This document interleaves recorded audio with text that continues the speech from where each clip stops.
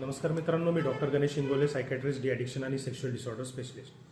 आजच्या व्हिडिओमध्ये आपण बोलणार आहोत तरुण लोकांमध्ये होणाऱ्या स्ट्रोक आणि हार्ट अटॅकबद्दल. तुम्ही न्यूजमध्ये वाचत असाल की आजकाल तरुण लोकांमध्ये म्हणजे जे 30 वर्षामध्ये आहे, 40मध्ये आहे, त्यांच्यात स्ट्रोक आणि हार्ट अटॅकचं प्रमाण जास्त वाढलेलं आहे. तर हे प्रमाण का बरं जास्त वाढलं आहे याचं आपण डिस्कशन करताना म्हणतो की आजची जी हेक्टिक लाईफस्टाईल आहे, आपले जे इटिंग हॅबिट्स आहे किंवा एक्सरसाइज न करण्याची आपली प्रक्रिया आहे आणि स्ट्रेस यामुळे हे प्रमाण जास्त वाढलेलं आहे. तर स्ट्रेस आपण म्हणतो, पण आता हे स्ट्रेस काय असते नेमका?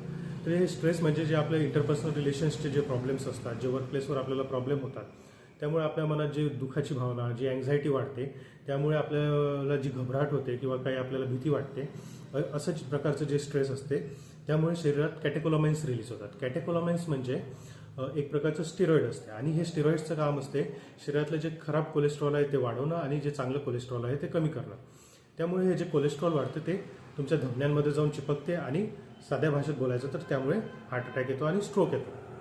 तर आता आपल्याला कारण समजलं, आता ह्या कारणाचा उपाय काय आहे? तर स्ट्रेस कमी करायचा आहे, हा उपाय आहे. पण हा स्ट्रेस कमी कसा होणार? डेफिनेटली योगा केलं किंवा एक्सरसाइज केलं किंवा बाहेर वॉकला गेलं, फॅमिलीसोबत टाइम स्पेंड केल्याने तुमचं स्ट्रेस लेवल कमी होते. पण एक गोष्ट समजून घ्या, ह्या गोष्टींसाठी पुष्कळ लोकांजवळ टाईम नसतो आणि टाईम असला तरी हे पुरेसा उपाय नाही आहे. तर जे स्ट्रेस कमी करायचं आहे त्यासाठी तुम्हाला सायकॅट्रिस्टची हेल्प घेणं फार आवश्यक आहे. जी anti anxiety, anti depressive treatment असते ती सुरू करा. त्यामुळे कुठलेही दुष्परिणाम होत नाही आणि त्याचा तुम्हाला फायदा होतो. म्हणून तुम्ही सायकॅट्रिस्टकडे जाऊन ट्रीटमेंट स्टार्ट करणं फार आवश्यक आहे, हे समजून घ्या. धन्यवाद.